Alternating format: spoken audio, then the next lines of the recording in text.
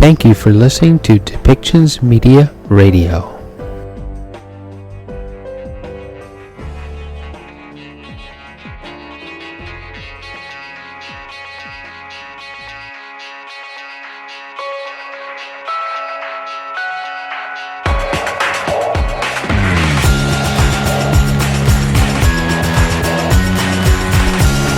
Welcome to Policy and Rights, the show about government policy and human rights.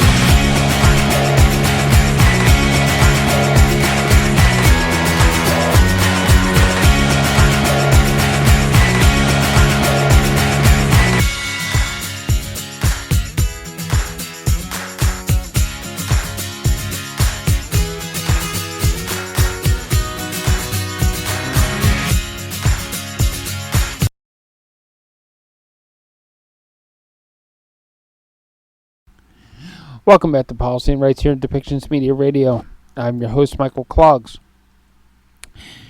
We all know that pulling the carbon out of the ground isn't necessarily a great idea. We know that LNG projects essentially build more pollution. At the same time, we also know that these projects do create some jobs, but when we look at things in the long run, and it has to balance out between we're creating jobs now and what is going to be around 7 generations or 150 years from now. We're focused on the carbon emissions up to 2030, and in some cases that climate policymakers want to actually cut it back even further to than 2030. They want things to move along faster because they're seeing the rate of temperature climb accelerate. One, we may already be past the point of no return, and that certain things are just going to be the way they are. We know that island nations have appealed to the UN about what could happen and about their home islands disappearing because sea levels rose above where they are. There's a lot of if-thens, a lot of unknowns, and a lot of things that they need to be considered. But if we're going to talk about it being clean, then we need to face that it has to have minimal impact on environment. It has to have minimal impact on what species are going to be displaced or possibly killed off. That we need to take all these things into account before we start building a liquid natural gas project, before we expand a pipeline across thousands of kilometers. All these things need to be taken account for. Where is the cleanup going to come from? Where are the funds going to come to protect the wildlife? What about the trees that are going to be lost? We need those trees, especially the older growth trees, the ancient trees, for us to help combat climate change. Those are the trees that put the carbon back into the earth. It is through their roots that things happen that way. So, with all that being said, and because British Columbia has been touted wanting to be the leaders in clean development, why are we seeing in British Columbia a project that would promote liquid natural gas? Why do we see a First Nations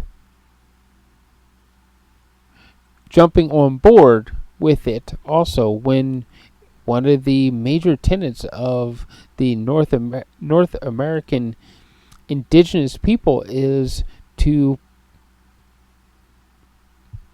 be a good steward and protect the land? What are we really looking at? Is this project going to help the people of British Columbia be the leaders and help with economic development that is going to bring the jobs and the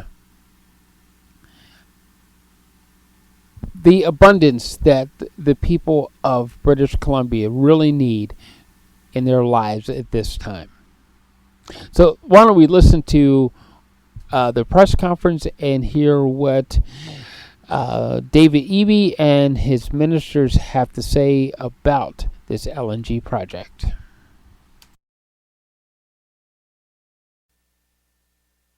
Good afternoon, everybody. I'm Josie Osborne, Minister of Energy, Mines, and Low Carbon Innovation, and I will be your MC this afternoon. It is wonderful to be here on the territory of the Musqueam, Squamish, and Tsleil-Waututh Nations, and to join my colleagues, Premier David Eby, Minister George Heyman, and I'd also like to welcome Chief Charlene Gale from the Fort Nelson First Nation and the First Nations Major Projects Coalition, Maren Smith from Clean Energy Canada, Colin Armstrong from H-Tech, and Chris Severson Baker from the Pembina Institute. Thank you to everybody for joining us today. We're very grateful to have you and your presence. It is now my honor to invite Premier David Eby to the podium. Thanks, Josie. Thank you very much, Josie.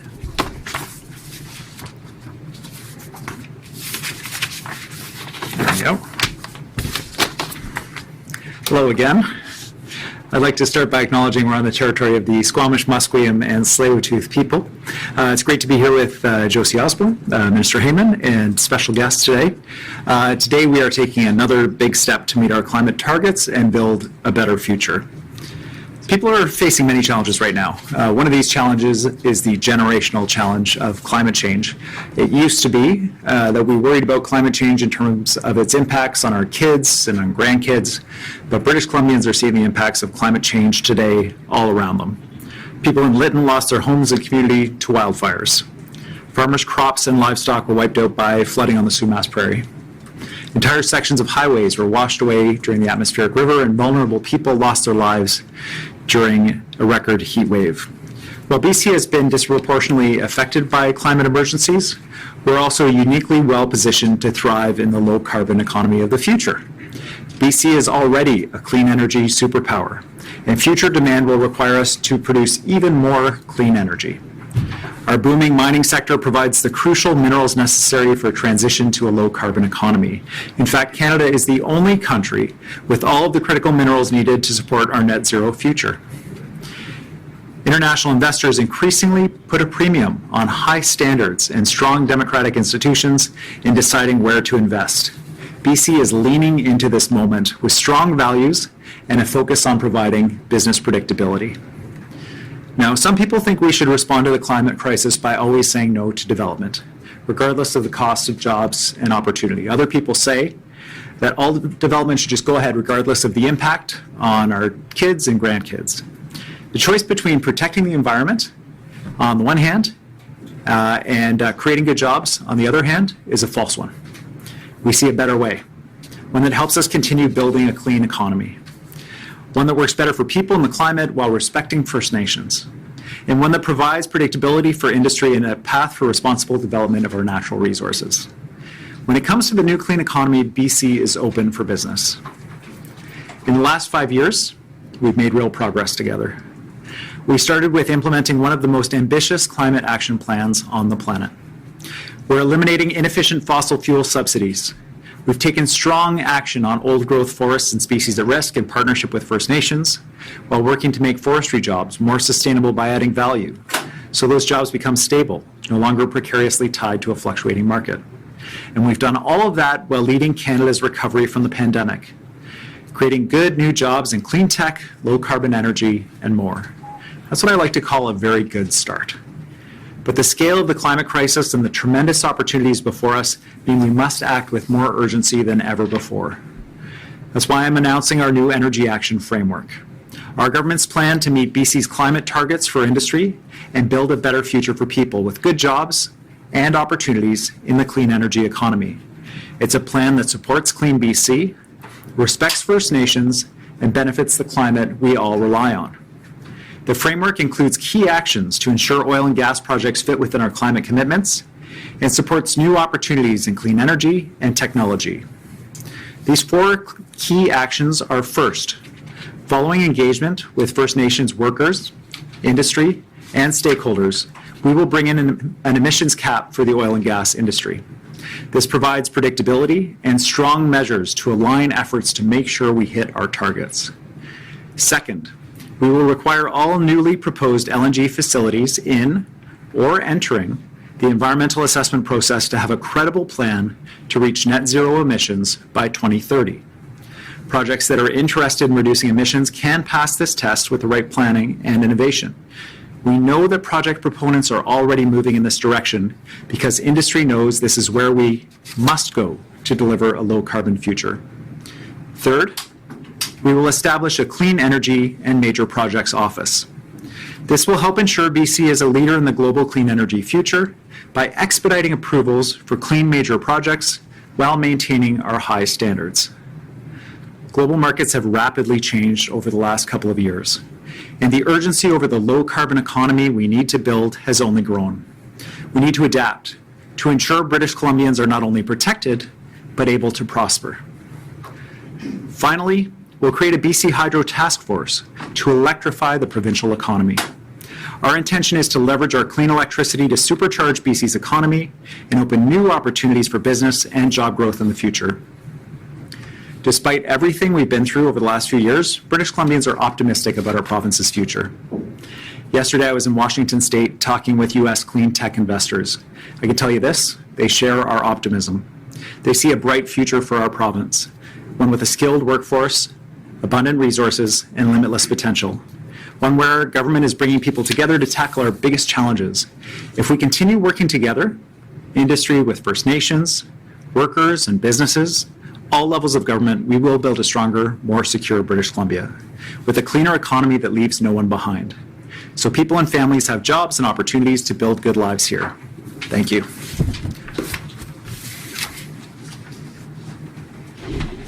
Thank you so much, Premier. I'd now like to invite George Heyman, the Minister of Environment and Climate Change Strategy, to provide his remarks.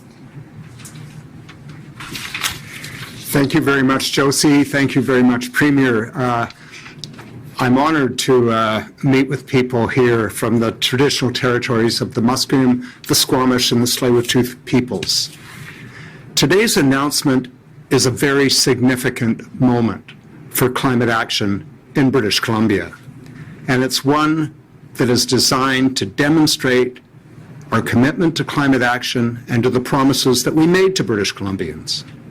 The new Energy Action Framework will reduce emissions from the oil and gas sector, which is one of the most substantial contributors to emissions in our province.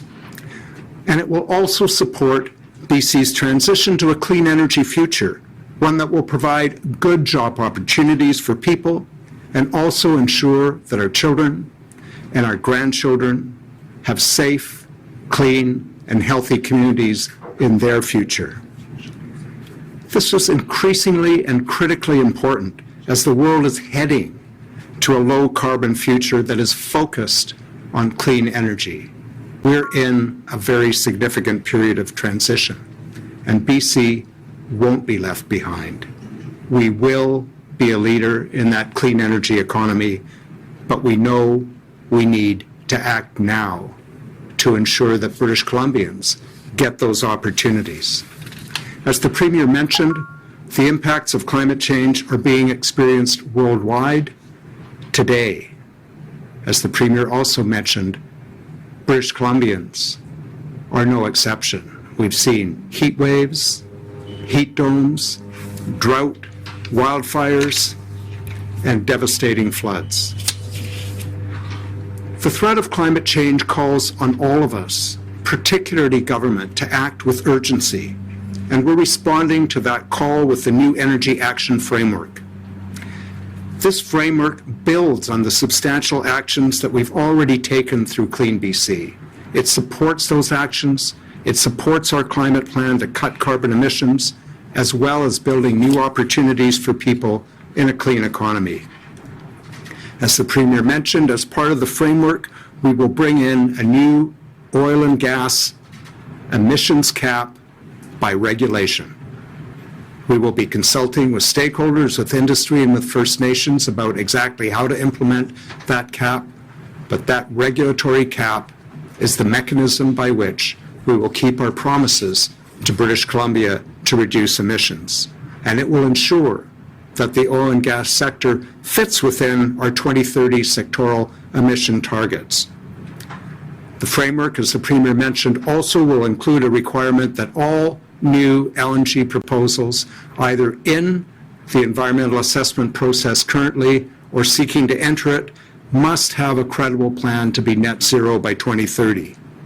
We've been clear all along that any new LNG projects must fit within our climate commitments, and our new framework will ensure that this is the case. It will provide the binding mechanisms that will give life and certainty to our commitments to British Columbians. Through Clean BC, we're working to electrify our economy and to ensure that all sectors contribute to reducing emissions in line with our climate targets. As we laid out in the Clean BC roadmap to 2030, new large industrial projects will be required to submit detailed, credible emission reduction plans that show how they will be net zero by 2050 and how they will align with our 2030 and 2040 targets. And we will be going out to consultation on our proposals in that regard this spring. But BC's largest industrial operators are already heading in this direction. They've already, many of them, representing over half of the emissions from industry in British Columbia, made the commitment to be net zero by 2050. We've seen what's possible with the recently announced Artemis Gold and Silver Mine project. It will be powered by renewable electricity, and they are working toward being net zero by 2029. There are other parts of the framework which my colleague, Minister Osborne, will address, a Clean Energy and Major Projects Office and BC Hydro's new Energy Task Force. These are important because they build on our Clean BC plan to ensure that we create a clean economy that works for people, that provides jobs for British Columbians, that addresses the climate emergency, and keeps our government's commitments to British Columbians and to Canada and to the world. So together, British Columbia will continue to be a leader in fighting climate change and protecting our environment. We can build a stronger, more resilient future for everyone, and today's announcement will demonstrate not only that that is possible, but exactly how we intend to do it. Thank you very much.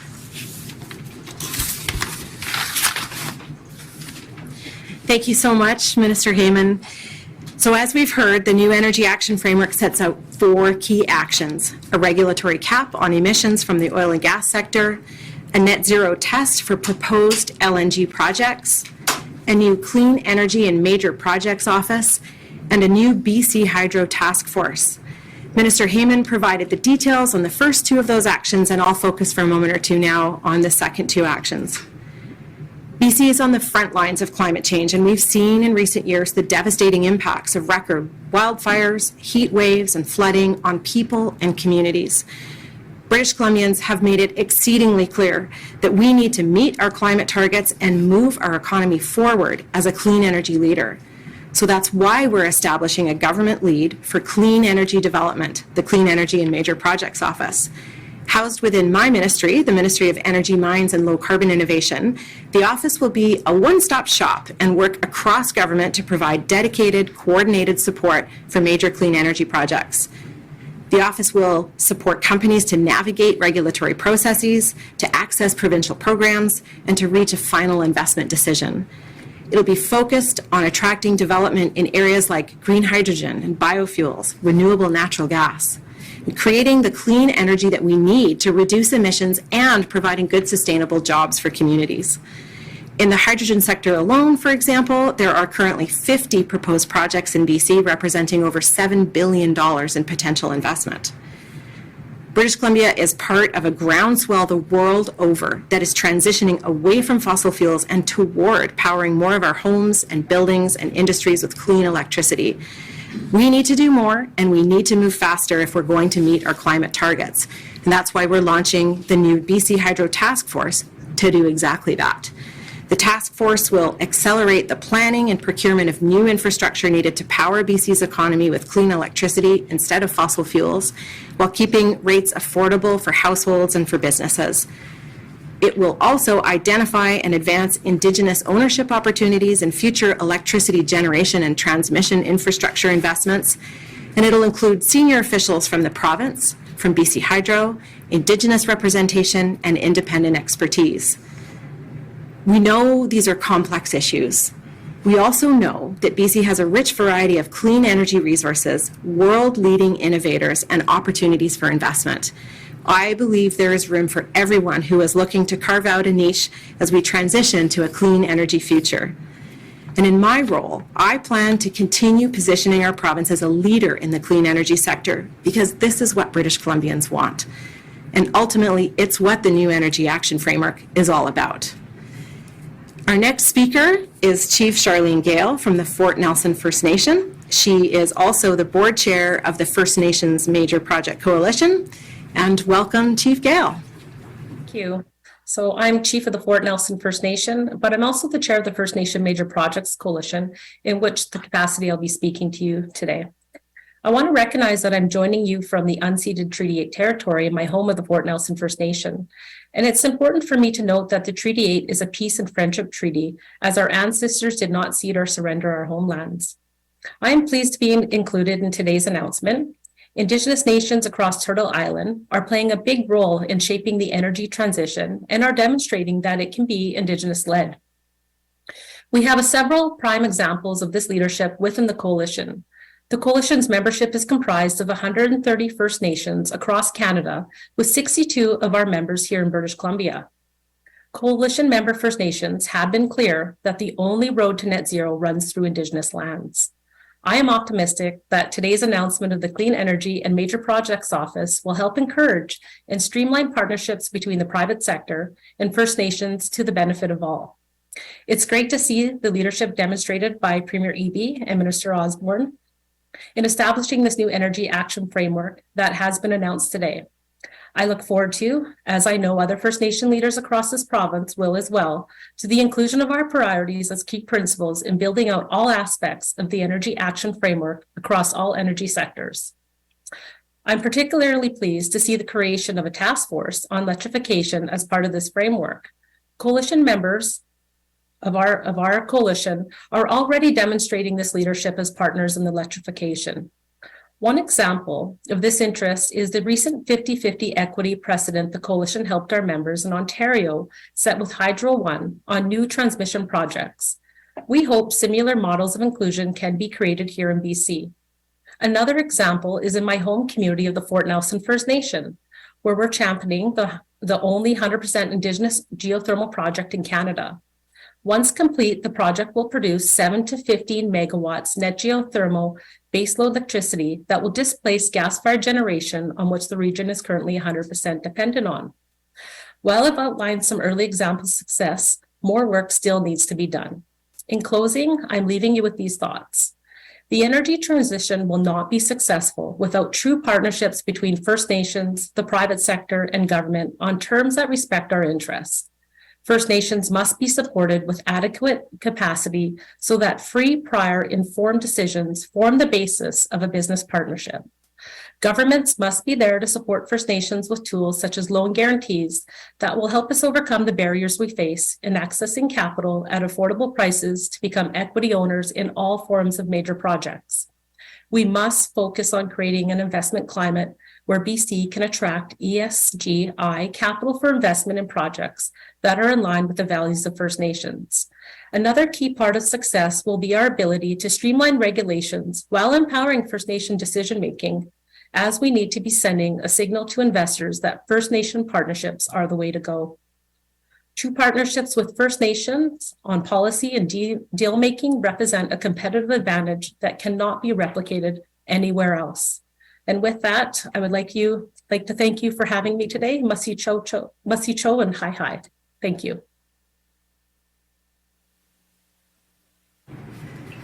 Thank you so much, Chief Gale, for zooming in from your territory and your home, and for your words and for putting the I in ESG, reminding us of the importance of partnership and collaboration and the opportunities for reconciliation with Indigenous nations.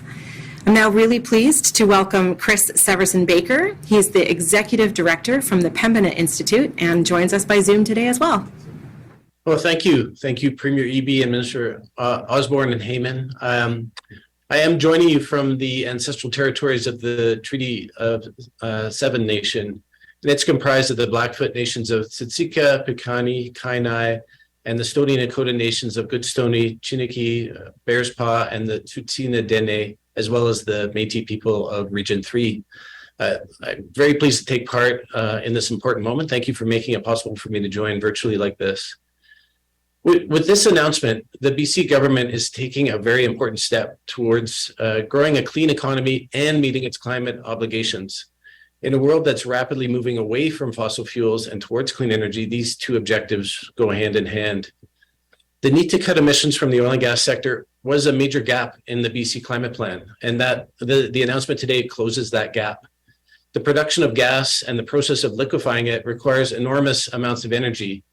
And now the emissions associated with producing gas and the LNG plants will be capped and cut by 2030. And new LNG plants that enter the regulatory process will not be allowed to have any net greenhouse gas emissions by 2030. And this is really important.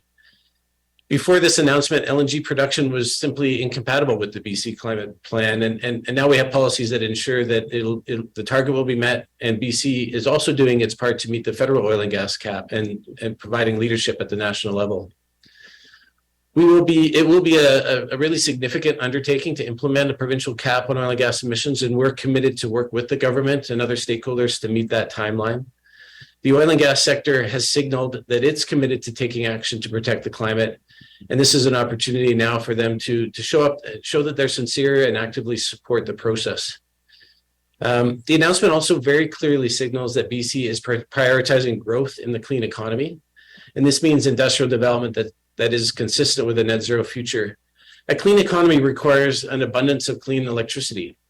BC's power grid will be the engine of economic activity in the province. And so the announced BC Hydro Task Force is really critical in laying out a plan, in developing not only how BC can electrify buildings and transportation, but also supply all the projects that represent the future of a clean economy in BC.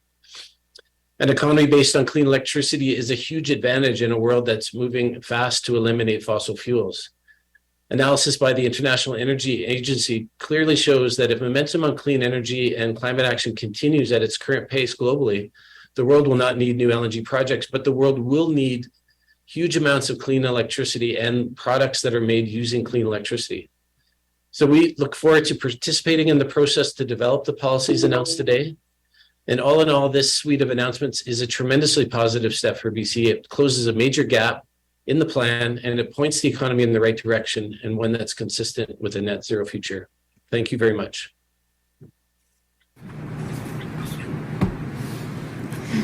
Thank you so much, Chris, for joining us by Zoom. It's now my pleasure to welcome Maren Smith from Clean Energy Canada, who is here with us in the room, to come up to the podium.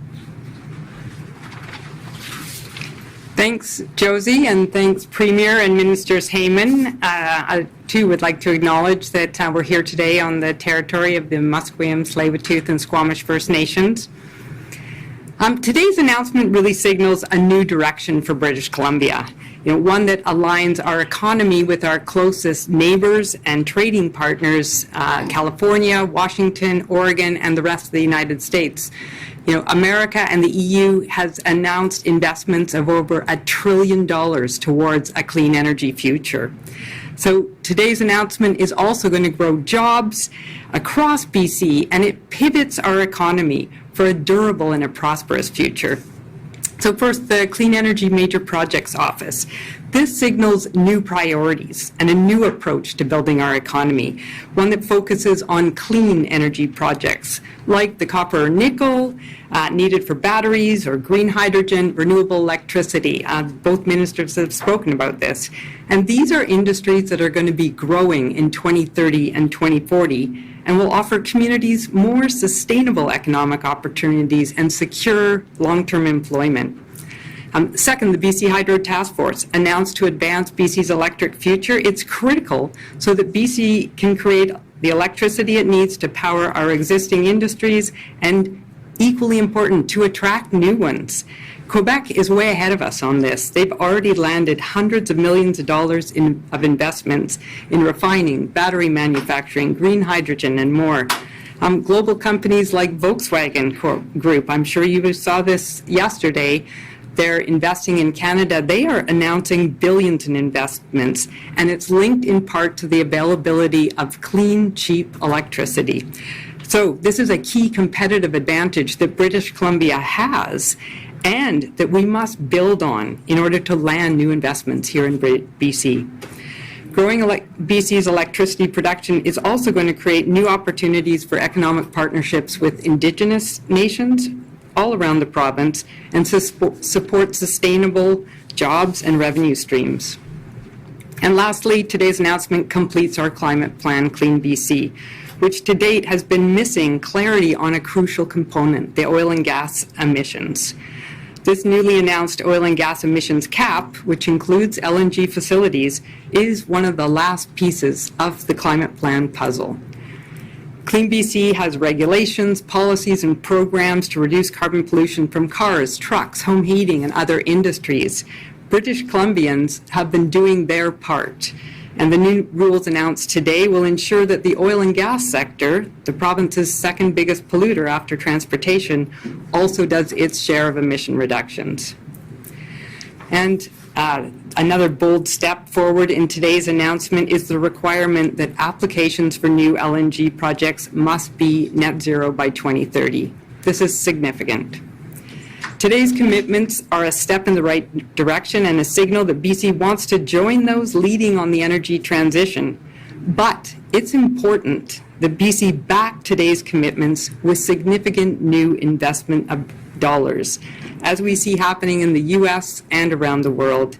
This is critical if we're going to be able to compete and attract capital and companies to British Columbia.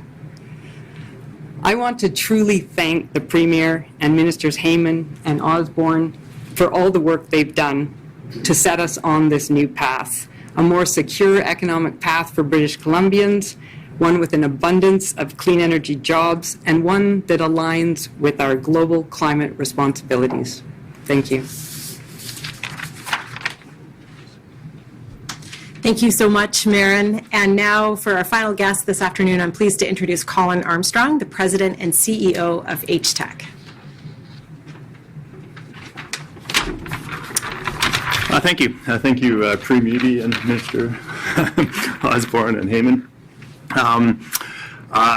Yeah, it's a great day to hear these types of announcements. So I also represent what's called Hydrogen BC. I'm the chair of that organization. And ourselves, HTEC, we're building hydrogen solutions and infrastructure in BC and actually around the world. So we believe the government's new energy action plan is well thought out, and we expect it will greatly help our progress in a variety of projects that we're doing in British Columbia. And by doing it in our home, it'll actually help us as technology companies export to the world, which we're doing already, and it'll help them reduce emissions in their home countries. We agree with the government's goal to move boldly while also embracing the fact that we have to think in terms of transition, right? It's we can't leave anybody behind, and we have to embrace our strengths. At HTEC, we actually draw a lot on the oil and gas sector. We use their expertise that's been developed over many years, and we actually come from, use their workforce a lot. We've hired probably 50 people in the last couple of years from the oil and gas sectors. The other thing we welcome in this plan is the ambition that that we have to look for new solutions. So if we take natural gas as an example, it's about adding value. When you liquefy it, you actually add value to it. But in our world, and this is a promotion for the hydrogen side of things, we don't want it to stop there. BC Hydrogen's technologies are available to crack the methane from into carbon black and hydrogen, so you don't have any emissions. And then you can take that hydrogen using BC's technology to power cars, trucks, boats, even the compressors that are in the LNG value chain. So we want people to take a look and think about adding value as we progress down this plan. So in summary, we support all elements of today's announcement: new, action, energy, plan. So we look forward to work with governments, First Nations, and the private sector to bring these words to life. So thank you for your bold and thoughtful action on climate change, challenges, and opportunity. Thank you. Okay, well, we heard from David Eby and his ministers, and we heard from a First Nations chief, as the First Nations in the area is actually on board with the whole project.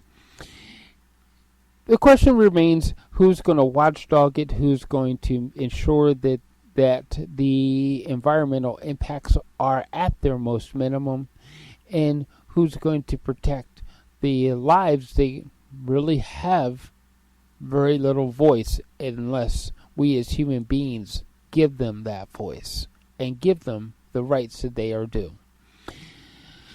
Thank you for listening to Depictions Media Radio, and I've been your host here on Policy and Rights. And I ask you at this time, find that subscribe button and click on it.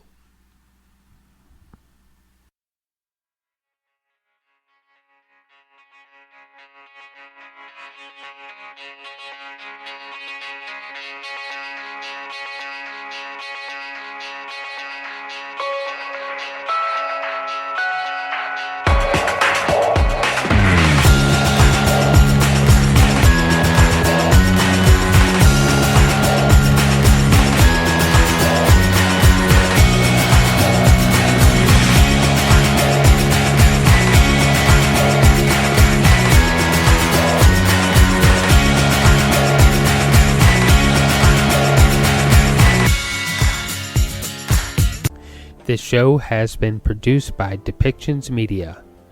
Please contact us at depictions.media for more information.